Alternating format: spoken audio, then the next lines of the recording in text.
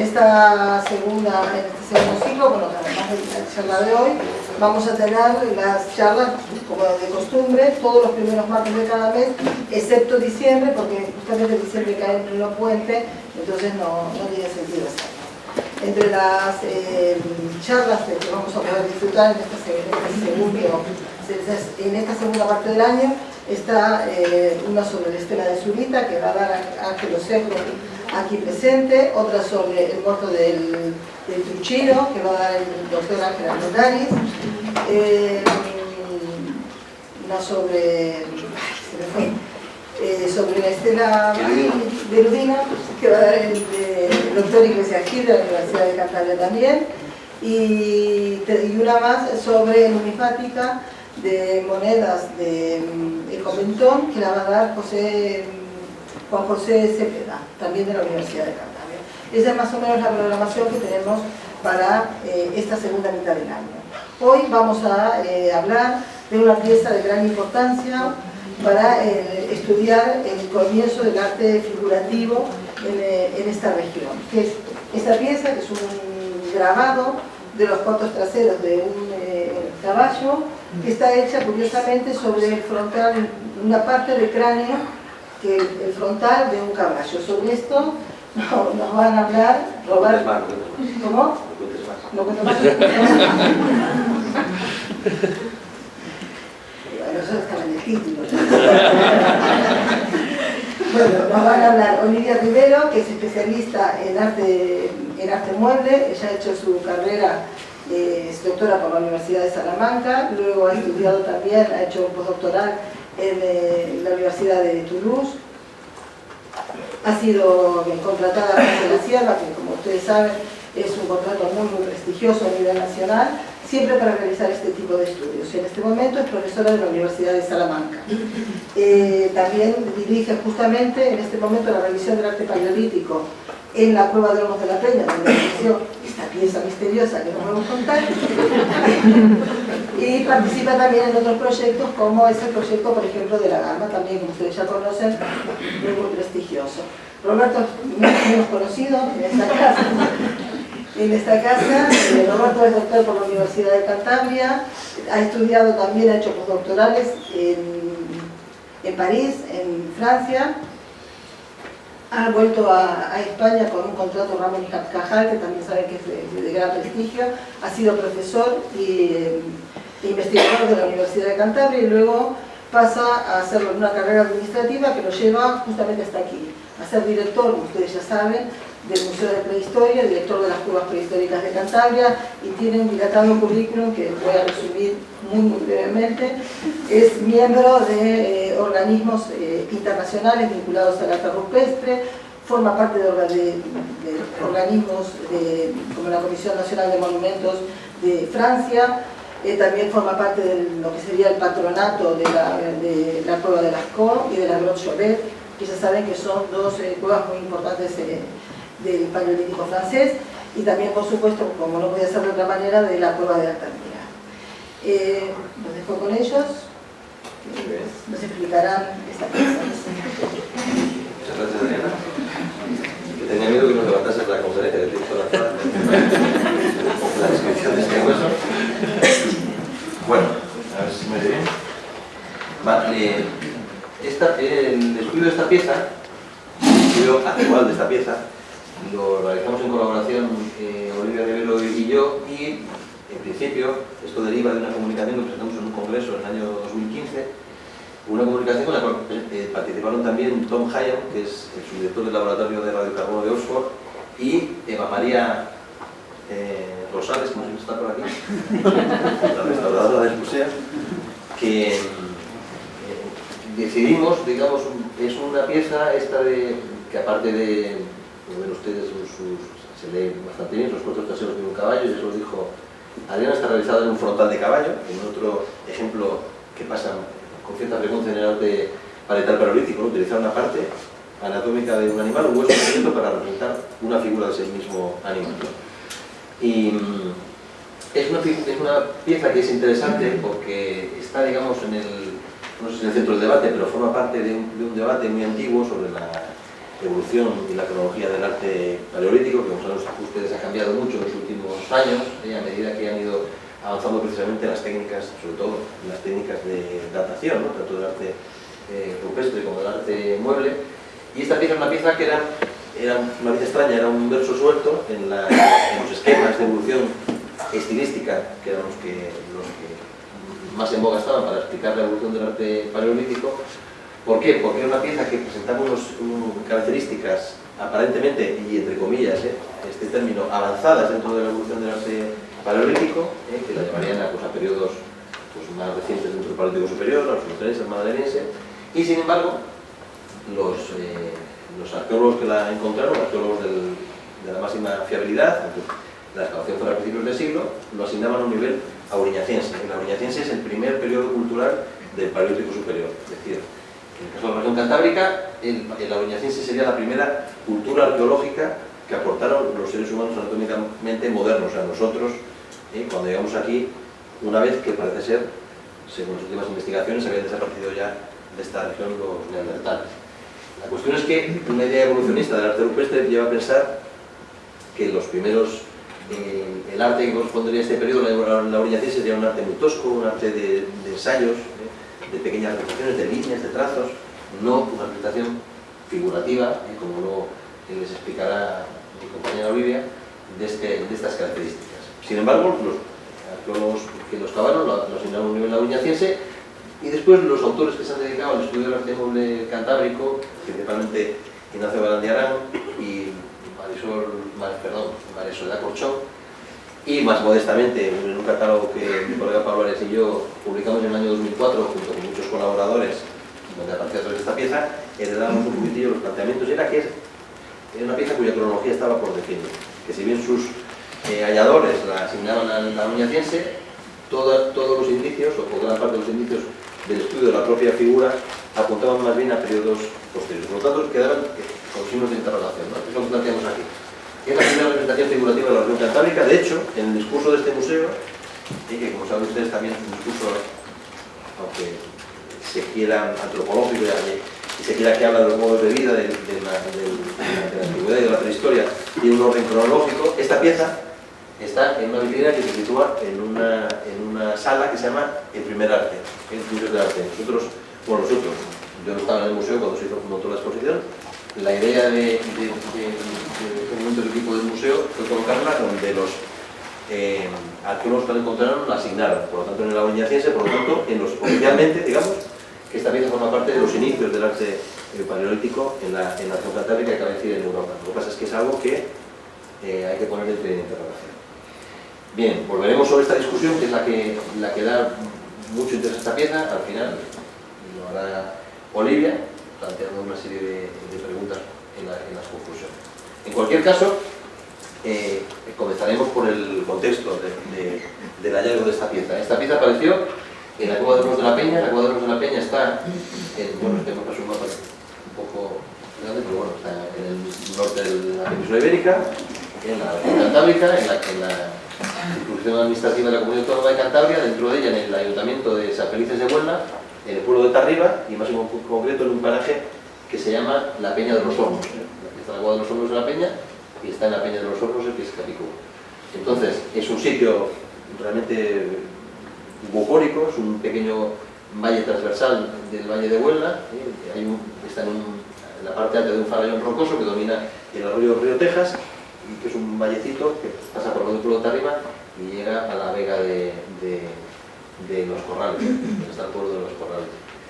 Y es una zona que desde el punto de vista, pues, siempre hablamos arqueólogos de la localización de las cuevas, un sitio estratégico que dominaba los pasos de las manadas naturales y demás. Bueno, pues el caso de Los de la Peña puede ser un caso de este tipo.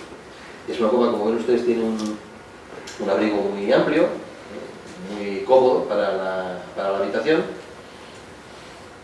Y esta es la topografía más reciente de la que disponemos, una topografía que se ha hecho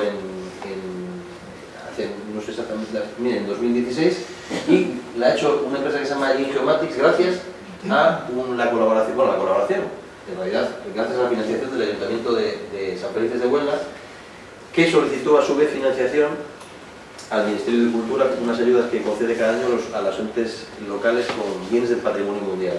Entonces, en esta convocatoria, el Ayuntamiento de San Felice se presentó con algo de ayuda de la Consejería de Cultura también, y se contrató a esta empresa para que hiciera algo que, por ejemplo, en la cueva no existía, que era una topografía de precisión hecha pues, con láser escáner, ¿no? Y este es el nuevo plano de la cueva. Aquí ven ustedes la zona del vestíbulo, está toda la zona del paladeo que le da acceso. Y este es el tramo, este es el vestíbulo, aquí está lo que llamaban la galería intermedia, que desemboca en dos espacios más amplios. La mayor parte de las representaciones parietales están en el vestíbulo y en esta zona de aquí, y aquí de frente, y subiendo y ascendiendo, hay dos espacios, sobre todo los que están las figuraciones pintadas de la cueva. Esto es un cueva que se conoce sobre todo por los grabados, son los conjuntos de grabados clásicos del paleolítico, del arte paleolítico de la región cantábrica, pero también tiene algunas representaciones pintadas que están en esta zona de aquí. Lo que pasa es que no están en el recorrido de la visita pública. Es una cueva que se visita, está abierta al público con un régimen de horarios y que está incluida en la red de cuevas prehistóricas de Cantabria, y se puede acceder a ella comprándola por internet o bien haciendo la reserva pues, al teléfono o a la página web y habitual. Por lo tanto, es una cueva a la que el público puede acceder y conocer, no todo, pero gran parte de su arte paleolítico. La zona que a nosotros nos interesa particularmente es esta zona de aquí, que es una de las zonas donde se realizaron excavaciones arqueológicas y de la que procede el frontal de caballo, procede aproximadamente de este punto. Un poco de historia de la investigación. La cueva de la Peña, el descubrimiento se debe, como el de otras de las más importantes cuevas con yacimiento arqueológico paleolítico con arte rupestre, a Herminio Alcalde del Río, que está aquí fotografiado con grandes prebostes de la prehistoria del tiempo. Este es el Cartailac, que era ya bastante mayorcito en esta foto, el abad de Breuil, y Hugo Vermayer, otro religioso, que formaron equipo y con la financiación de Alberto I de Mónaco, del Instituto de Paleontología Humana, desarrollaron varias excavaciones en la región, entre ellas la cueva del Castillo, estudiaron también la Pasiega y excavaron también hornos de la Peña. Pero antes de Obermayer y Breuil, el alcalde del Río, que fue quien la descubrió en octubre del año 1903, ese año de los descubrimientos, cuando se descubre Cobalana, se descubre hornos de la Peña y se descubre el Castillo. Es un año, lo que llamó Benito Madariaga con justeza, la carrera de los descubrimientos, ¿no? Que fue esto que vimos en el siglo XX, que de forma vertiginosa, entre básicamente el alcalde del Río y Lorenzo Sierra, que trabajaba en la zona oriental, alcaldes se centraron en la zona central y occidental, descubrieron una cantidad ingente de yacimientos arqueológicos magníficos, ¿no? Bueno, pues el alcalde la descubrió en octubre de 1903 y hizo la primera publicación. Él hizo una pequeña excavación y descubrió las primeras pinturas y grabados, y lo publica en su obra de 1906, junto con Cobalana precisamente y el Castillo y Altamira, la publicación de 1906. Después, se supone que alcalde del Río, que firma primero con Alberto de Mónaco un contrato para hacer excavaciones arqueológicas en varios yacimientos, en la cueva del Valle, en la cueva de Castillo y demás, finalmente se ve relegado por diferentes circunstancias en las que no entraremos aquí, y finalmente serán Breuil y Obermayer quienes desarrollen la excavación arqueológica y el primer estudio del arte rupestre de la cueva de Hornos de la Peña, y lo hacen entre 1909 y 1910. Parecido a lo que pasó en la cueva del Castillo, y eso fue una parte de la historia de investigación, este gran equipo, Breuil y Obermayer, eran una de las principales figuras referentes en la paleontología y en la prehistoria de principios del siglo, ¿no? Empiezan a trabajar en la región, empiezan a trabajar en Altamira, empiezan también en otras cuevas, en este caso, como decía antes, Castillo y Hornos de la Peña. El problema es que se desencadena la Primera Guerra Mundial en el año 14, Breuil era francés, Obermayer alemán, y este equipo queda dividido porque cada uno pertenece a uno de los bandos de la contienda. Y lamentablemente, tanto las excavaciones de Castillo como las excavaciones de Hornos de la Peña no son objeto de una monografía, como si lo fueron, por ejemplo, Altamira, o si lo fue, por ejemplo, la Pasiega. Quedan sin publicar la monografía. Ellos publican una serie de avances, sobre todo en la antropología, avanzando algunos resultados de la excavación de Castillo y de la excavación de Hornos de la Peña, pero no hay un estudio, digamos, un estudio monográfico publicado como Dios manda sobre esta cueva. Entonces, materiales, además, como pasa también con la cueva del Castillo, se dispersan, y gran parte de los materiales de Hornos de la Peña van a parar sobre todo a Madrid, donde fueron parando solamente materiales de la excavación, sino también documentación de la excavación, planos, croquis y demás, que son de gran importancia porque son los que demuestran realmente la filiación, por lo menos estratigráficamente, auriñaciense de este objeto. Aquí está Obermayr otra vez en otra fotografía con el conde Vega del Sella, me parece que es este, que fue quien le acogió cuando Obermayr decide quedarse en España y no volver a su país. Cuando se desencadena la contienda, digamos que queda bajo la tutela de Vega del Sella y después pasa a ocupar la primera cátedra de prehistoria que hubo en España, que fue en Madrid, en que se la concedieron a Obermayr después, y eso pues, le permitió desarrollar su carrera en esta región hasta que luego ya volvió al final de sus días a su tiempo. Bueno, este es hablando del yacimiento, para contextualizar un poco la localización de esta pieza, y esto es una sección, para que ustedes se hagan una idea, digamos que el desarrollo de la galería iría en este sentido, y esto es un corte transversal. Y aquí es donde describen Obermayr fundamentalmente la estratigrafía de la cueva. Y lo mismo que en el castillo, se preocupó siempre mucho de documentar la estratigrafía. Bueno, como he dicho antes, uno de los mejores historiadores de la época, y además era paleontólogo y era geólogo también, y sabía muy bien lo que traía entre manos. Y gracias a la documentación que él dejó en los archivos, también la del castillo se pudo reconstruir. Esto lo hizo Victoria Cabrera, lamentablemente fallecida, pero que retomó la excavación de Castillo en el año 80, pero ya lo que hizo primero fue estudiar toda la documentación que había dejado Obermayr de la excavación de Castillo para retomar sus trabajos. Bueno, pues esto es una sección transversal de la cueva de Ros de la Peña, de la zona de esta galería intermedia, y aquí está la estratigrafía, de una forma muy sumaria, que describe Obermayr en la excavación. Entonces, empieza por, esto es la base, esto es la roca madre, hay un nivel A que atribuyen al musteriense, al paleolítico medio, serían depósitos de materiales producto de la actividad del hombre de Neandertal. Después distingue un nivel B, todo este paquete tan potente de arcillas y limos amarillentos, que es el nivel auriñaciense, al que pertenecería esta pieza de la que hablamos hoy. Este nivel C sería un nivel de una cronología muy posterior, y ustedes hacen un contacto entre estos dos niveles, que en algunos sitios del yacimiento se diferenciaban perfectamente, pero en otros no, y esto también forma parte de la discusión. El nivel solutrense, de una época muy posterior, redondeando hace unos 20.000 años, para que ustedes me entiendan.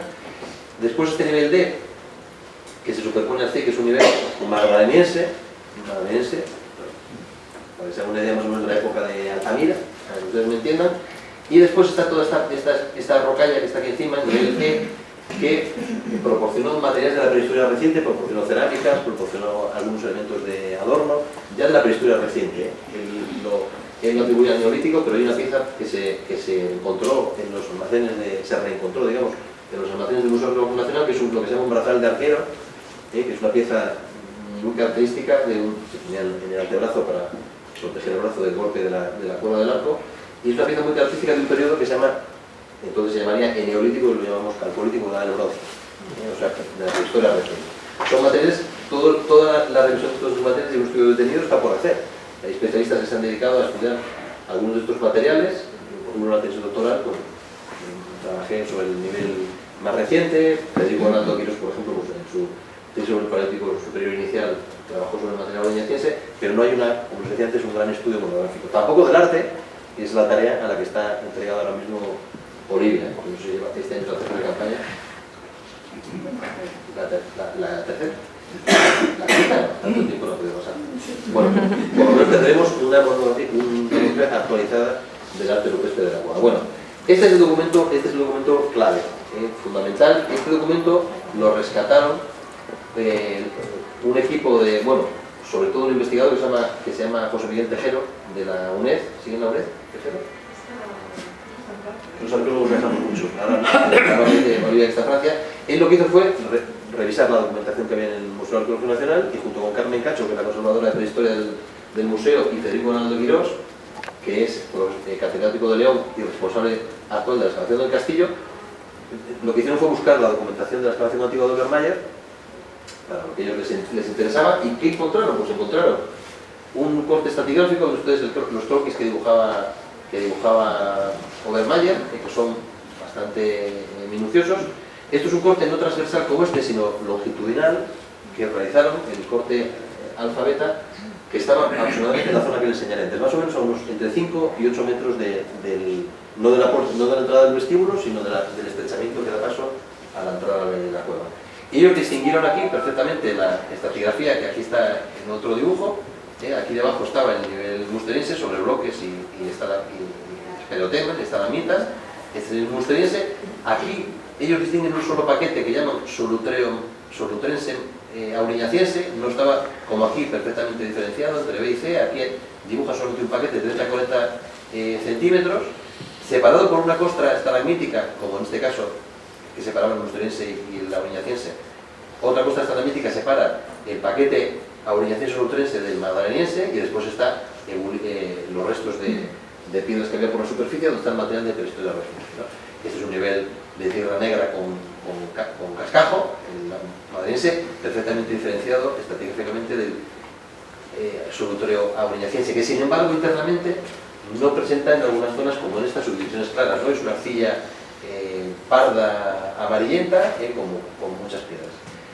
¿Qué es lo importante de este croquis? Que ellos, al descubrir esta pieza, que realmente a ellos mismos les llamó la atención, se molestan en indicar exactamente cuál es su posición. Entonces, en esta cruz que hay aquí, esta rayita, vamos al pie de la leyenda y dice caballo dibujado sobre un hueso. Es decir, que Obermayr, al encontrar esta pieza, se preocupó de marcar específicamente su posición en el perfil. ¿Y esto qué nos permite saber? Nos permite saber que estaba en la base de este paquete, de este gran paquete de 30 centímetros, y el contexto en el que aparece esta pieza de hueso, efectivamente, por los estudios que se han hecho con la industria lítica de esta base del nivel B, es coherente con la atribución tecnológica que le dan Obermayr y Breuil.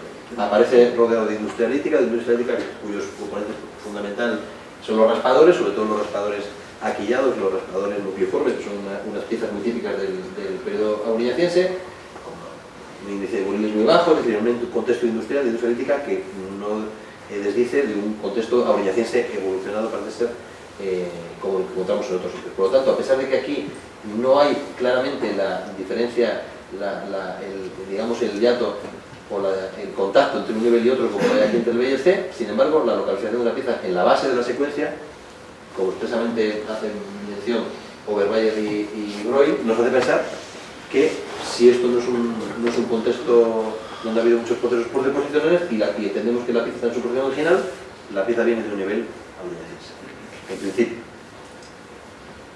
¿De acuerdo? Y después de esta breve introducción le doy la palabra a Olivia, que va a entrar ya en materia sobre el arte parietal. Eso se entiende.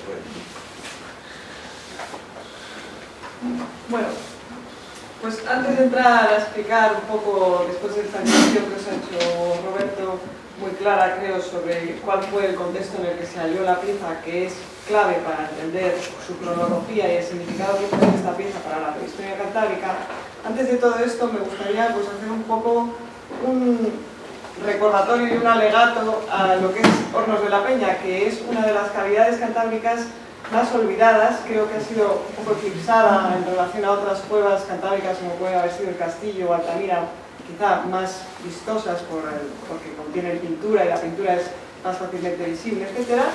Y Hornos de la Peña es el gran santuario olvidado por la investigación y olvidado un poco también por el público.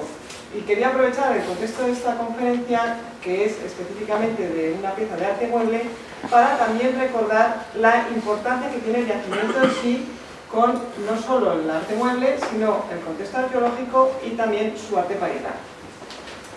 Bueno, pues como decía, ¿por qué olvidado? Bueno, las primeras investigaciones arrancan, como os ha explicado ya Roberto, a principios de siglo, con las excavaciones de Breuil y Obermayr entre 1909 y 1910, y con la investigación del arte parietal del yacimiento que se publicó en 1913 en la gran síntesis que escribieron Alcalde Río, Breuil y Sierra sobre la prehistoria cantábrica. Y es hasta la fecha la publicación de referencia para Hornos de la Peña, y ha pasado pues, unos cuantos años desde 1913. Por eso digo, pues, un poco olvidado. Bueno, esta publicación para la época fue una publicación de mucho nivel, tanto por la calidad de fotografías, por las restituciones, porque principalmente Jaume Breuil era una autoridad en la prehistoria cantábrica y constituye, como digo, sigue constituyendo la obra de referencia. Posteriormente ha habido algunos estudios puntuales, entre ellos cabe destacar la labor que realizó Peter Uko de la Universidad de Durham, quien retomó la investigación de la cueva un poco para plantear algunas teorías novedosas, cómo iluminaban en el Paleolítico, cómo se organizaban las representaciones, etcétera, pero que a la hora de la verdad no aportaron una información que podamos contrastar hoy en día y que nos sirva para conocer cómo es el arte de Hornos de la Peña. Aquí he puesto un ejemplo, pues por ejemplo, de cuál era el levantamiento topográfico de la cavidad, como ven, bastante somero, y bueno, pues hicieron toda una labor de lectura del grabado, un poco experimental, participaron alumnos que no tenían formación, para ver si influía la subjetividad de los investigadores a la hora de leer las figuras, etc. Pero todo esto generó un resultado que científicamente es poco utilizable, digamos. Por eso esto nos ha llevado en la actualidad a plantear un proyecto de investigación que llevamos realizando desde hace 5 años, en colaboración con otros miembros de la Universidad de Cantabria y del CENIE, de Burgos, del Museo Arqueológico de Bilbao, y que tiene como objetivo retomar el estudio del arte parietal de la cueva, reestudiarlo en su totalidad, pero también contextualizarlo. ¿Y cómo lo contextualizamos? Pues hemos retomado la limpieza de los cortes estratigráficos que nos ha enseñado Roberto, que fueron excavados a principios del siglo XX. Hemos observado y prospectado todo el suelo de la cavidad en busca de evidencias que pudieran quedar in situ desde época prehistórica, a pesar de las continuas visitas que ha sufrido la cueva. Y también hemos retomado un poco pues, todo lo que es el contexto topográfico, geológico y geomorfológico de la cueva, para comprender no solo el arte como una figura aislada, sino la totalidad del yacimiento, lo que es el hábitat, lo que es la cueva, lo que es la circulación de los hombres por la cueva y qué hicieron dentro de ella.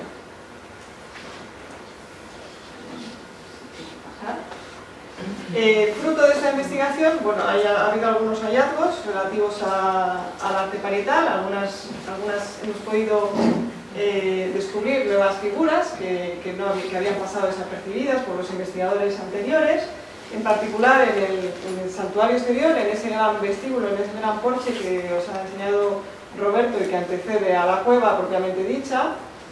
Hay restos de grabados que se conocían ya desde época de Bray y bueno, se consideran de una fase muy antigua, por lo cual tienen una relativa importancia. Además son grabados que se pueden poner en relación con un horizonte gráfico muy importante asturiano, principalmente del Valle del Nalón, que es el grabado exterior profundo, se conoce así, y Hornos de la Peña es, digamos, el enclave cantábrico para ese horizonte de representaciones. Bueno, la representación de caballo del exterior del vestíbulo de Hornos de la Peña era conocida ya desde época de Bray, pero gracias a la revisión que pudimos realizar, este conjunto más o menos enmarañado de trazos que parece que no tienen ningún sentido, resultó ser 3 ciervas. Como podrán ver ahora, que quizá no me crean, quizá tengan que enviarse mi palabra porque no sé si se ve bien en las fotos. Esta sería la primera, es un esquema de cierva muy convencional en el que se representa la cabeza mediante 3 líneas, se llama convención trilineal. Desgraciadamente, justamente en este caso, la cabeza no la tenemos, pero si tuviera la cabeza tendría aquí un trazo que figuraría las orejas hacia atrás. Y después vemos la línea del lomo, la patita trasera, el vientre, la línea del pecho y la pata delantera perdida. Como ven, muy fragmentario, muy perdido, eso ha motivado que no se haya descubierto hasta ahora, pero ahí está, ¿no? Y redunda mucho en ponernos en relación con ese horizonte asturiano del Valle del Nalón. La segunda cierva también está fragmentada, desgraciadamente todas han perdido la cabeza, lo cual me fastidia un poco porque no puedo enseñarles la convención tridimensional, pero bueno, aquí pueden ver, les pongo el calco para que sea más visible, pues lo que sería la línea del lomo, la línea del pecho, la línea del vientre y un poco de la pata trasera. Es un esquema muy simple, pero muy fácil de identificar y muy fácil de correlacionar, precisamente por esa simpleza que tiene. Y la tercera ciervita, que son muy pequeñitas, es esta de aquí. Esta sí que tiene un poco el trazo de la cabeza y ven lo mismo, el mismo esquema: lomo, pecho y garra.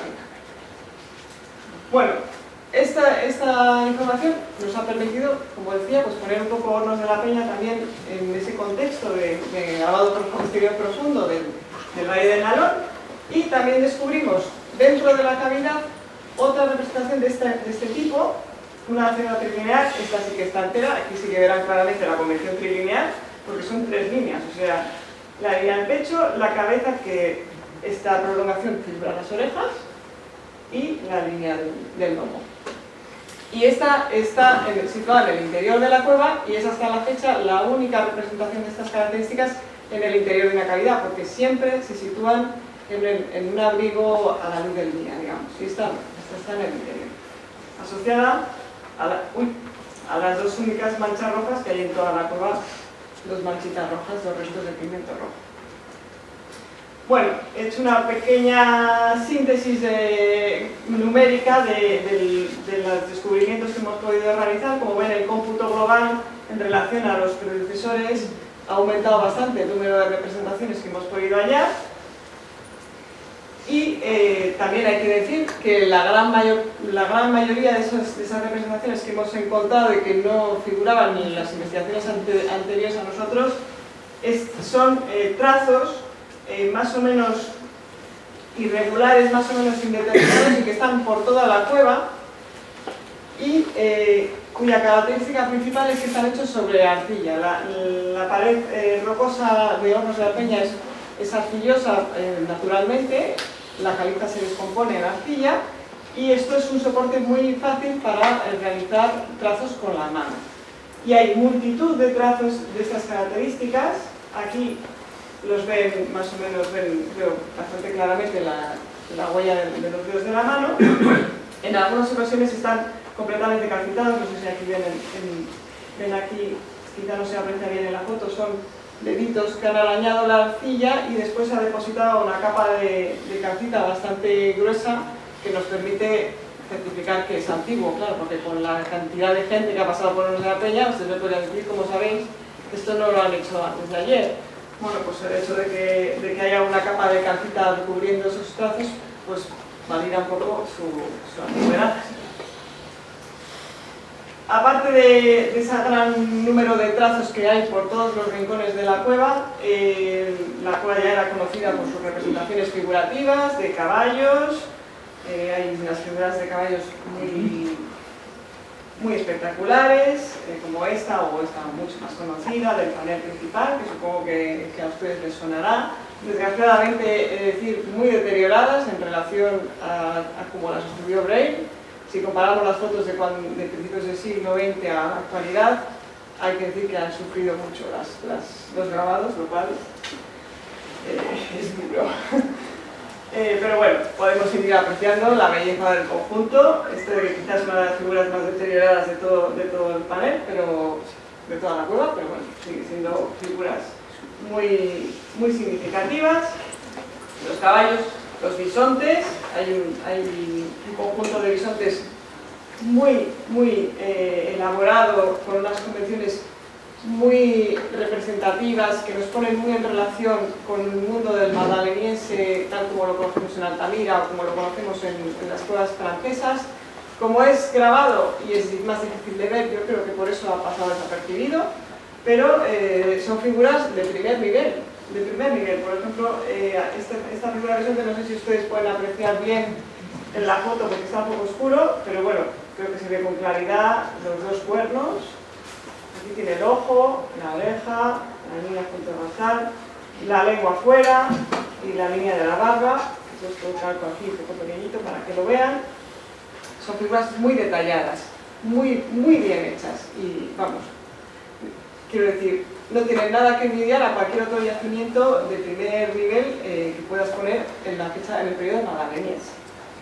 Sin embargo, son muchísimo más desconocidas. aparte de los caballos y los bisontes, que digamos son los animales más representativos, hay un número bastante interesante de uros. Aquí ven un uro muy esquemático, son 4 líneas. Aprovecha la forma natural para hacerle la forma del maxilar, y es simplemente pues, el cuerno, la frontonasal y una nariz. Muy somero, pero muy expresivo. También hay representaciones mucho más conocidas de uro, como este de trazo digital, que supongo que ustedes conocerán, que está situado en una hornacina a una altura considerable y que ha sido grabado con el dedo sobre la arcilla. Como les digo, en Hornos de la Peña la pared es en muchos sitios arcillosa, lo cual facilita que haya multitud de trazos, en algunas ocasiones figurativos, en muchas ocasiones no figurativos. Y aquí pues se puede ver claramente los cuernos, la línea del frontonasal, la línea del maxilar, por aquí baja el pecho, y la línea del lomo recubierta por calcita en la parte final. También hay renos, que es un animal mucho más escaso en el arte parietal y también en el mobiliario en la región cantábrica. En Hornos de la Peña hay este ejemplo, que creo que es uno de los más bonitos que podemos encontrar en todo el arte paleolítico de la región cantábrica.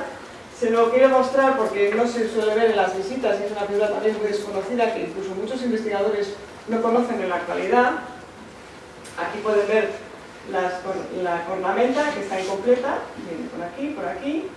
La línea frontonasal baja por aquí, le ha crecido una estalagmita por el medio.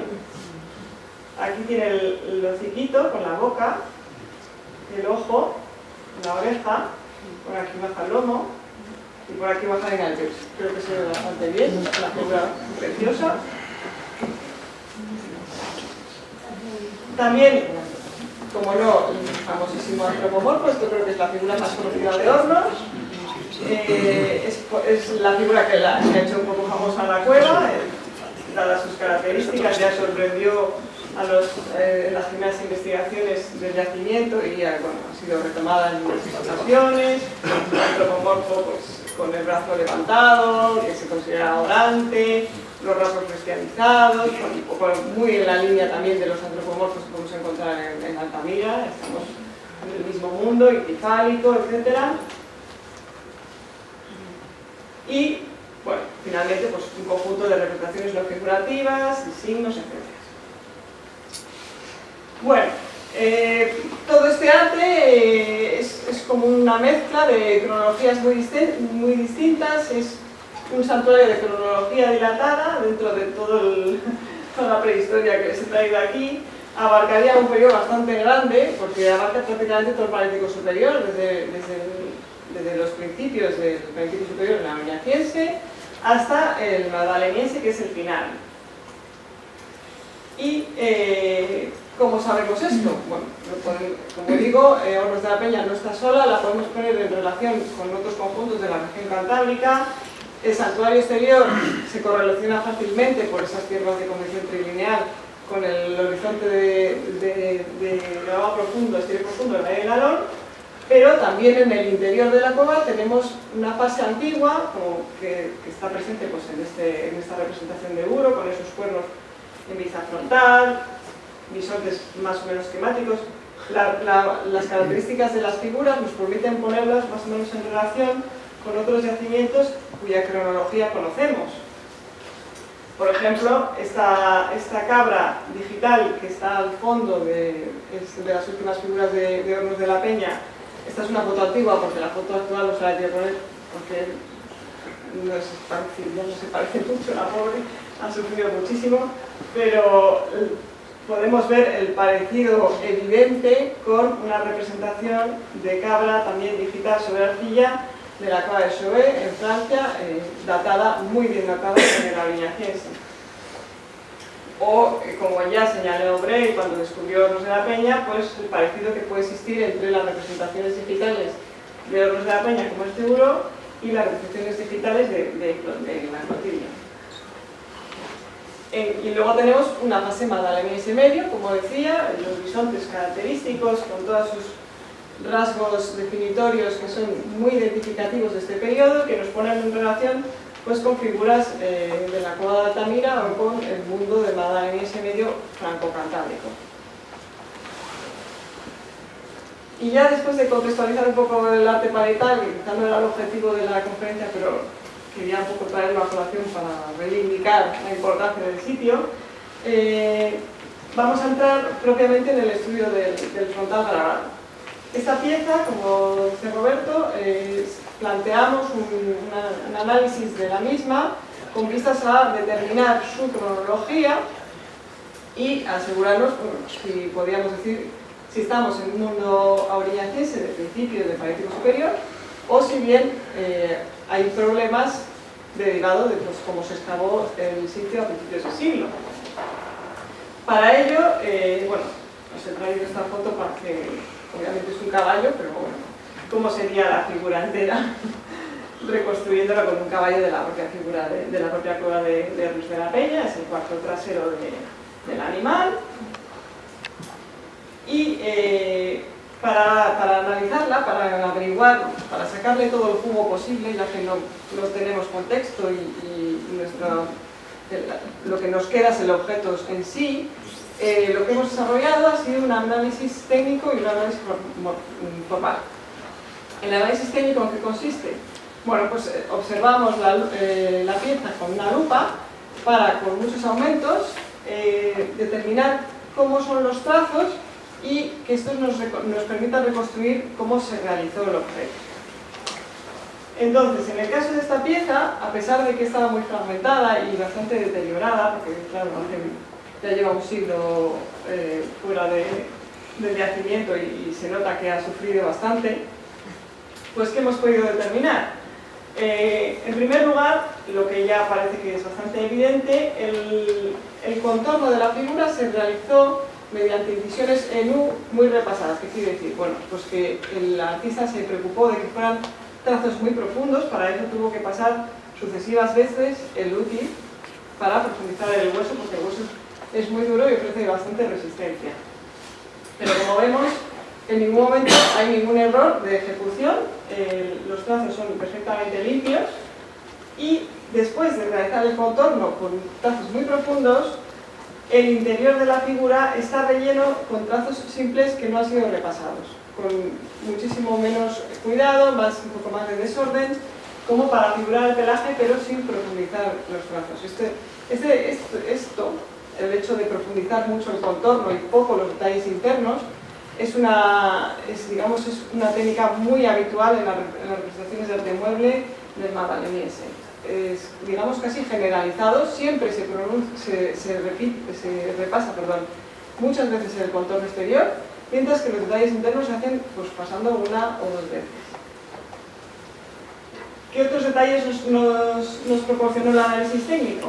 Bueno, podemos ver la dirección del trazo, los grabados han sido realizados de arriba a abajo, en las partes en las que se conservan, y en lo que respecta a la cola, vemos que hay un pequeño desglose de trazos para figurar el pelaje del final de la cola, y bueno, pues ahí lo único que hemos podido apreciar, una pequeña salida de surco, no sé si la verán, que es de una de las veces que repasó, pues se le salió el útil. Y todos han sido realizados de arriba abajo. Mientras que el relleno interno pues, se ha realizado de derecha a izquierda. Eso probablemente significa que a la hora de hacer los trazos para rellenar, giró el soporte para hacerlo más cómodamente. Todo el soporte fue raspado antes de grabar. La superficie se preparó. Se grabó muy cuidadosamente y también, de acuerdo con una interpretación que estamos barajando Mariano Cueto y yo, es probable que estuviera destinada a ser recortada. Porque este recorte que hay aquí no parece fractura, sino que realmente querían recortar el caballo. No podemos asegurarlo porque no tenemos el resto de la pieza, pero existe esa posibilidad. Es una pieza que a nivel técnico pues, tiene una cierta inversión. Se efectuó con bastante cuidado. Y el artista que la analizó era un artista experimentado, no hay errores, vemos que sabía perfectamente lo que hacía. De acuerdo con el análisis formal, ¿qué podemos averiguar? Bueno, tenemos un relleno interno a base de trazos paralelos, algo bastante evidente. Una línea de la cola formada por trazos encadenados, esto no es ninguna tontería, parece una bobada, pero en vez de hacer una línea única, al hacer la cola ha hecho 1, 2 y 3. Tres trazos. Bueno, pues esto tiene una cierta importancia, como veremos posteriormente. La cola finaliza en mayoritatis, la figura del pelaje, eso también tiene bastantes paralelos desde el punto de vista formal, y ha indicado el correjón de la pata trasera del caballo, que es algo también bastante frecuente. Bueno, pues con todos estos datos, tanto técnicos como formales, vamos a intentar extraer todo el jugo que podamos a esta información. Los paralelos. Ahora que ya sabemos cómo fue hecha y cuáles son sus características, ¿a qué se parece? Bueno, desde que se descubrió, ya Bray estableció que se parecía al caballo de fuera, de la entrada de horno del conjunto de grabado exterior profundo. ¿Por qué? Bueno, porque es un caballo, obviamente, porque tiene una cola con doble trazo y porque tiene el corvejón indicado. Bueno, ahí está. Es verdad que tanto el grabado de la entrada como el grabado del hueso frontal están realizados con trazos muy profundos, de perfil en U, técnicamente tienen ciertas semejanzas y formalmente, pues, hasta ahí. Tienen un corvejón y una cola de doble trazo.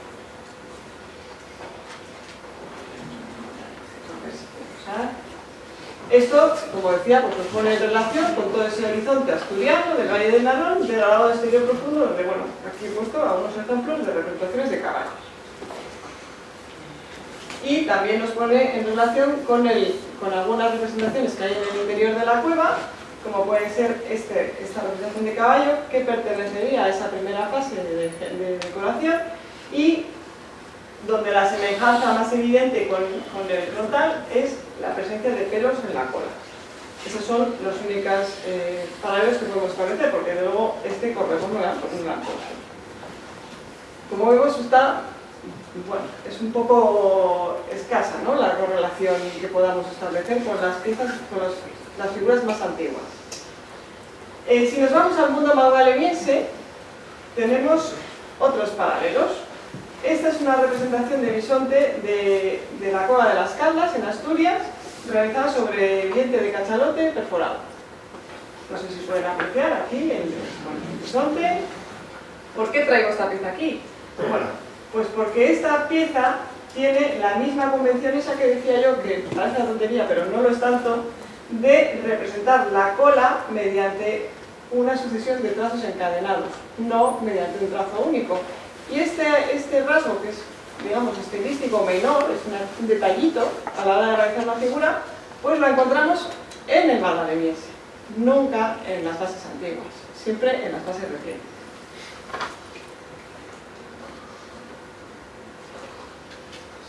Y el último paralelo que podemos establecer también es del magdaleniense y es una representación de un cuarto trasero de caballo sobre un frontal de caballo de la Cueva de Islis, que es francamente similar, por no decir que podrían ser hermanas gemelas.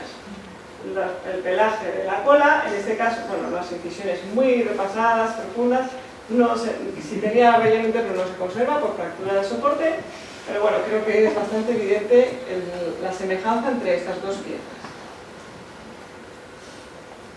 Entonces, ¿qué hacemos? ¿En dónde estamos con esta pieza? ¿Qué es? ¿Oriñaciense o magdaleniense? Según su contexto arqueológico, sería oriñaciense de las primeras representaciones figurativas de la región cantábrica. Según el análisis técnico y formal, sería más propiamente magdaleniense porque es a lo que más se parece. Esto, bueno, podrían ustedes decirme que, bueno, pues tiene una importancia pero relativa, que en el fondo que más da, que sea oriñaciense que magdaleniense, que a nosotros no nos importa, nosotros que somos cuatro locos. Pero no, tiene una cierta importancia y aunque sea brevemente quiero incidir en ella.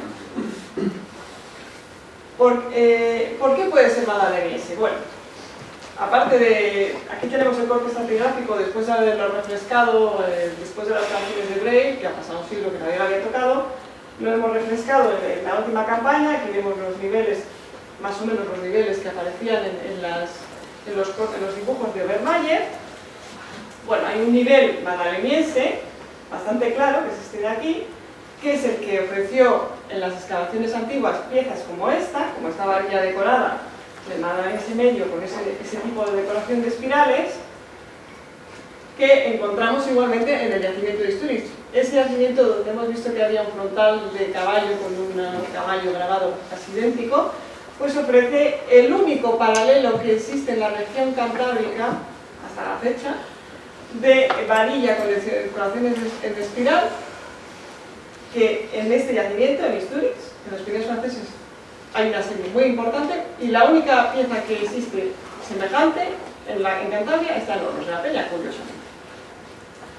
¿Qué más tenemos en Hornos de la Peña? Pues aunque el arte de Hornos de la Peña es escaso, también tiene otros ejemplos. Tiene esta varilla cuadrangular, que la foto desgraciadamente no es muy buena, perdónenme, pero creo que se puede apreciar bastante bien esa decoración que tiene en un haz curvilíneo a lo largo de toda la varilla, y que es idéntica a todas estas piezas que también son de Isturiz.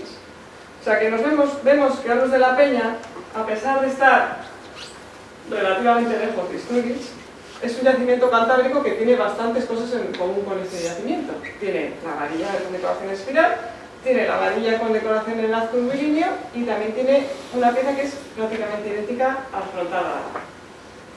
Todo esto es en el mundo magdaleniense. Si nos vamos al mundo antiguo, a la briñaciense, ¿qué tenemos en Europa? ¿Con qué lo podemos comparar nuestro frontal? Bueno, pues con algo que no tiene absolutamente nada que ver, que es el horizonte, supongo que ustedes conocerán, de esculturillas de la briñaciense alemán, principalmente. Creo que es bastante conocido por todos ustedes, hay representaciones de todo tipo, mamuts, caballos, leones, etcétera, Venus. Como ven, es un mundo completamente distinto, no tiene absolutamente nada que ver. En el arte parietal que tenemos en el aviñaciense, simplificando un poco porque hay muchísimo más obviamente, pero bueno, les traigo aquí un ejemplo de cómo es el arte parietal fuera de la región cantábrica, un arte parietal figurativo muy espléndido, muy evidente y muy bien datado en este periodo, por ejemplo la Chauvet. Mientras que nosotros que tenemos, pues en arte mueble, que yo haya podido verificar y que sean 100% seguros, 9 objetos decorados en toda la península ibérica, que son fundamentalmente decoraciones de tracitos sobre objetos utilitarios, armas, etc. Son trazos paralelos, siempre decoraciones no figurativas. O sea, el frontal de Hornos sería una pica en planes, o sea, es el único, es completamente distinto a todo lo que hay en la región cantábrica. Que no digo que no pueda no ser, pero eso es lo que nos dice el contexto arqueológico. Y en el arte parietal, bueno, como que todos ustedes conocerán, las nuevas dataciones, tenemos también un horizonte de representaciones muy antiguo, pero tampoco es figurativo. Son manos, son puntos, no estamos en un mundo parecido al que podamos encontrar fuera de nuestras fronteras. ¿Por qué les digo todo esto? Bueno, pues el hecho de que el frontal de Hornos sea o no auriñaciense es importante. ¿Por qué es importante? Porque sería la única representación que tenemos en el arte mueble, conocida hasta la fecha, de un caballo. Porque siempre lo que encontramos son series de trazos, etc. No tenemos representaciones figurativas. Si fuera magdaleniense, entraría perfectamente dentro del mundo magdaleniense de relaciones a larga distancia, como hemos podido ver, que existen en Hornos de la Peña para otros elementos de registro. ¿Cómo podemos resolver esto? Bueno, pues ya no nos queda, después de hacer todas las analíticas posibles y compararlo con todo el contexto posible, lo único que nos queda ya es datar la pieza directamente, porque ya más no podemos hacer. No podemos resolver la duda. Estamos entre lo que dijo Brain cuando lo encontró, y Obermayer, de que era auriñaciense, y lo que nos dice a nosotros todo lo demás. Y para dilucidar esa pregunta, esa cuestión, solo nos queda ya pues datar el hueso directamente, porque ya no podemos hacer más. Pero bueno, esto es un ejemplo de cómo es la realidad arqueológica y de las preguntas que nos plantea y cómo intentamos resolverlas.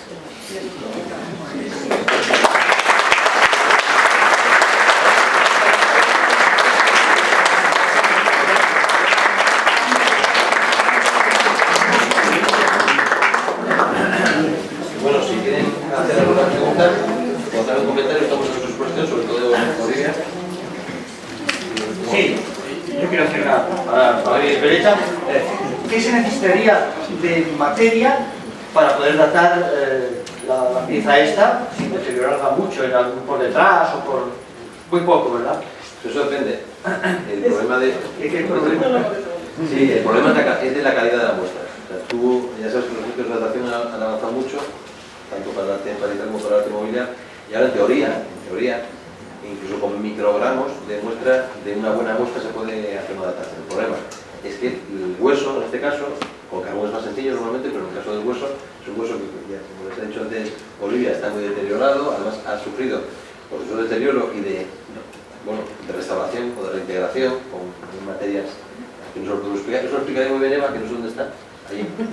Y Eva les puede explicar cómo está reconstituido este hueso, las materias añadidas que encontramos en diferentes partes. La cuestión es que si la calidad del hueso es óptima, con unos pocos miligramos no estaría. El problema es que como la materia presenta bastantes problemas, normalmente siempre te hace falta algo más de materia. Y en el caso de un hueso como este, que es un ejemplar único, o sea que no tenemos una serie repetida de este mismo tipo, en un contexto tan peculiar como es este de la Oñaciense de Hornos de la Peña, digamos que lo que no podemos hacer es, estamos siempre en la misma, hay arqueólogos que dicen, no es que coloquialmente, ¿no? Para hacer una tortilla hay que romper algún huevo, ¿no? Entonces, claro, tomar muestras, en fin, lo que no podemos poner en compromiso la conservación del objeto para, digamos, tener más conocimiento de él. No, fíjense todo lo que les hemos contado en esta hora, o sea, que sabemos un montón de cosas de él, lo que nos falta es afinar un poco la cronología y lo cual sería realmente importante, ¿no?, para este debate sobre el inicio de la expresión gráfica paleolítica.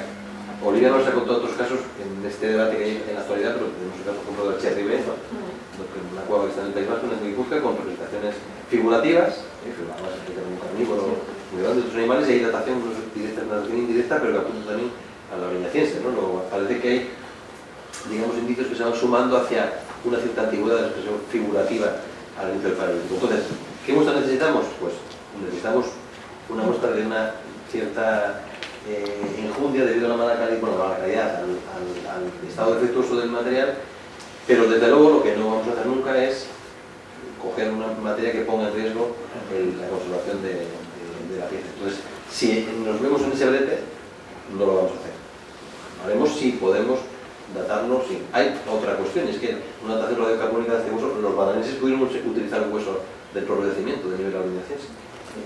También puede salir mal. Eso no puede salir mal, puede ser un suficiente colágeno, por ejemplo. O sea, una datación radiocarbónica tampoco es, digamos, palabra sagrada, pero vamos, desde luego, será una ocasión de poder intentar afinar un poco y cerrar ese abanico económico tan amplio. ¿Algo más? Dos preguntas. Cuando ha hablado de varillas, ¿de qué material está hablando? De asta. Asta, todas. Sí, las varillas son el asta de Cerrillo. Y el perfil de nuevo que marca el cuarto trasero hasta el Corvejón, está hablando también el instrumento con el que fue horadado el hueso. Sí, el perfil, no, para grabar se utiliza Siemens normalmente. Y el perfil en U viene dado pues, porque la punta del útil está un poco roma y eso pues, genera un perfil más redondeado, si no lo normal es que incida el U.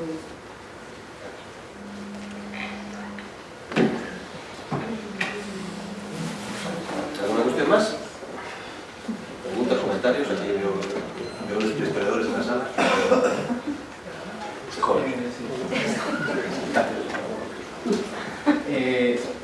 En relación a una figura que has mostrado, el bisonte con la lengua de fuera, Sí. esta parte que tiene, como lo que sería la parte del cuello, la parte amplia del cuello, esta forma del pico es común, o sea... Sí. No. Sí. En el AMS sí, hay con así una especie de barbita apuntada, no es único. No es tan frecuente quizá como hacer peritos o una cosa más naturalista, pero sí existe. Bueno, como veo que están ustedes tímidos, en la sala nos acompañan dos de los guías culturales, bueno, ahora tres, porque se llaman también a Hornos de la Peña, pero tenemos a dos de los guías culturales de la Unión Catalana que además han trabajado en la cueva de Hornos. Hay alguno que ha llevado una identificación casi vital con la cueva, como Ludovico, que está aquí, y está ahí también Susana, también ha sido guía cultural, nos ha cambiado por un destino mejor, se ha ido a abrir nuevos caminos por las carreteras de Cantabria, pero yo os invito a que, bueno, si no tenéis alguna duda, pero que nos hagáis algún comentario respecto a lo que habéis oído en la charla o algo que queráis aportar vosotros personal respecto a vuestra peña. Si es que por los mismos, es que a ver si quitamos la Estamos sorprendidos. lo bonito sería saber si es aviñadense o si es de madrilense. ¿Qué opinas? Yo, pues, me fijo de lo que he visto publicado, claro, la columna al fondo, aparecidos de hueso, aviñadense. Sí, hombre, totalmente de acuerdo. Quiero decir que Brey y Obermayer no eran tontos, sabían perfectamente lo que hacían. Si dijeron que estaba en la base y que la base era orientense, no tiene por qué ser.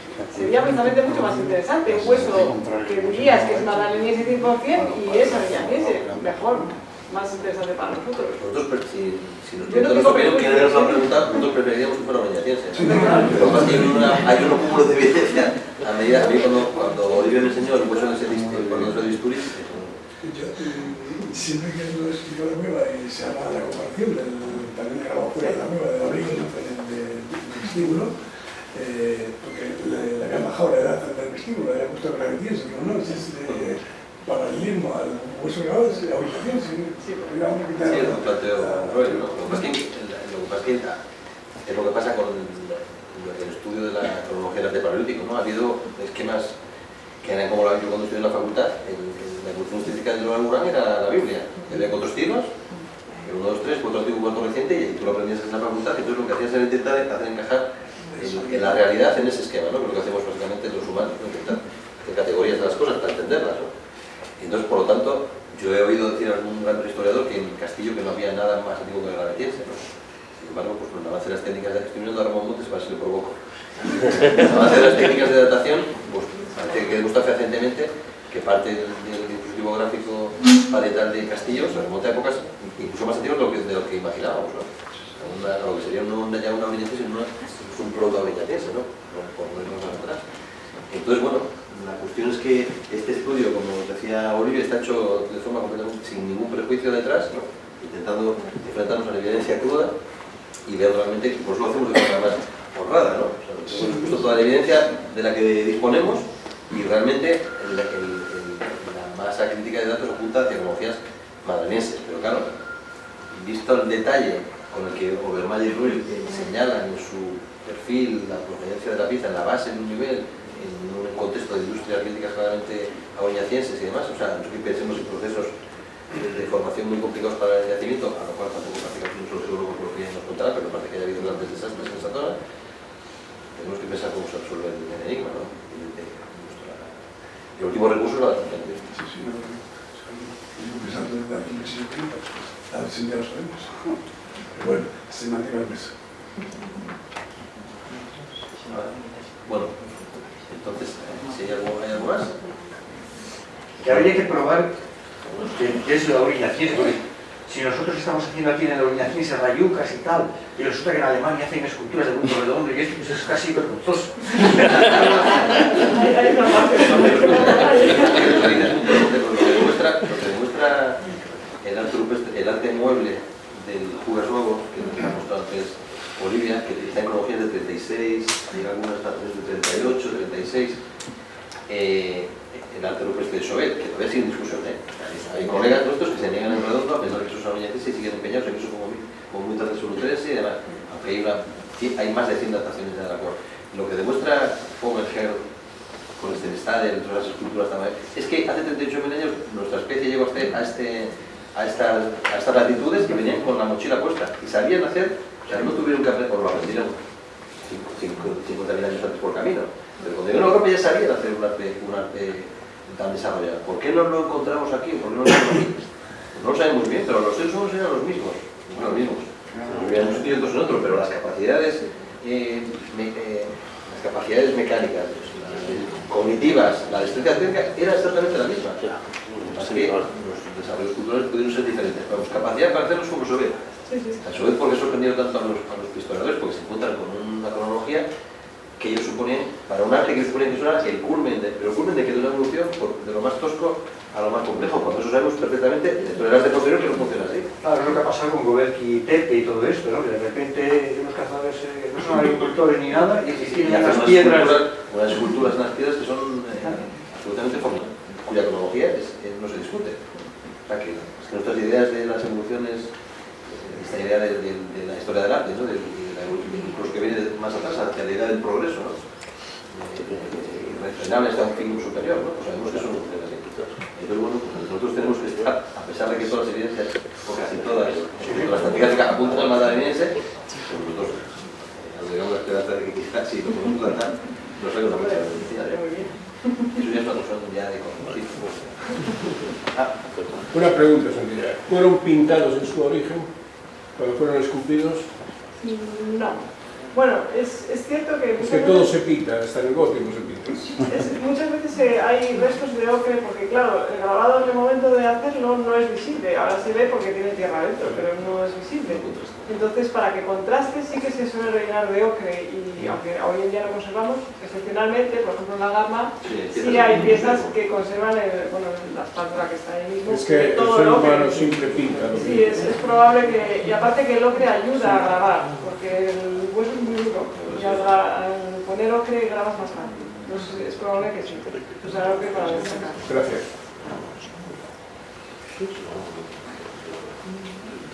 Bueno, pues muchas gracias por venir.